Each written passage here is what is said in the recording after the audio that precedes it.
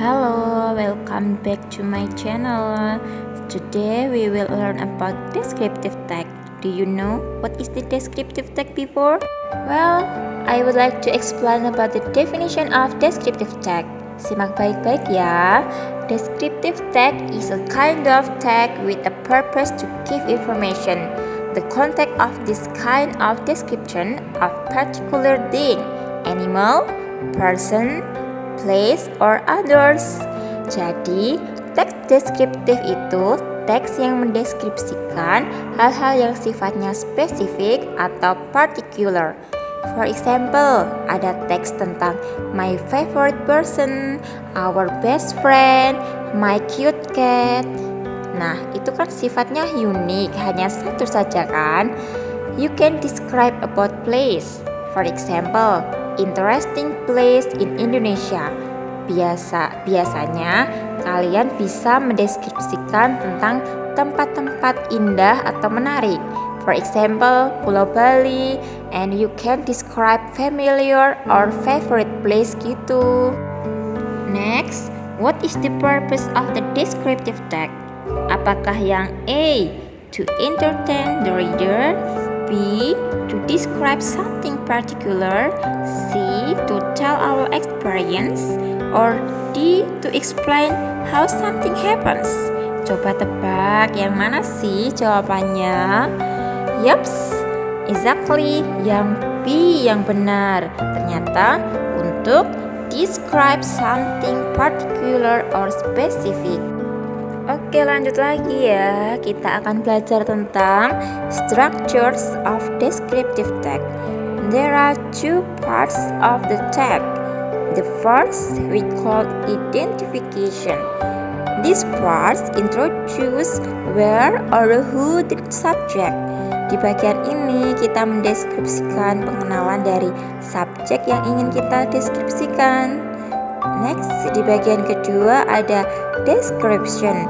Di part ini kita mendeskripsikan secara detail ya apa yang ingin kita deskripsikan sesuai topik kita. Lanjut di language features of the tag. Nah, di setiap teks pasti ada tenses yang digunakan. Untuk kali ini descriptive tag itu menggunakan simple present tense. Ada juga pasti kita menggunakan nouns atau kata benda. For example, teacher, my friend, twin tower. Seperti itu. Jadi kata bendanya ada yang seperti itu contohnya. Ada juga detail noun phrase. For example, sweet young lady. Dan pastinya kita butuh adjective kan atau kata sifat. For example, my cat has long tail. Kata long itu adalah adjektifnya atau kata sifatnya. Jadi di dalam descriptive tag itu kita butuh banyak sekali adjektif atau kata sifat dalam mendeskripsikan topik kita. Oke, jadi sudah paham ya? Kita sudah mempelajari tentang descriptive tag. Ada social functionnya, geometric structure, dan grammarnya. Oh yes, kita sudah belajar semua itu. Next, kita lihat contoh teks deskriptifnya ya. Seperti apa? Saya kasih contohnya ya, seperti berikut ini. Hello students, so this is the example of descriptive tag.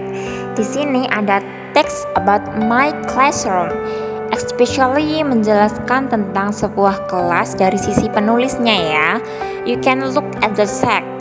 Kita masih ingat tadi the first part paragraph we call identification.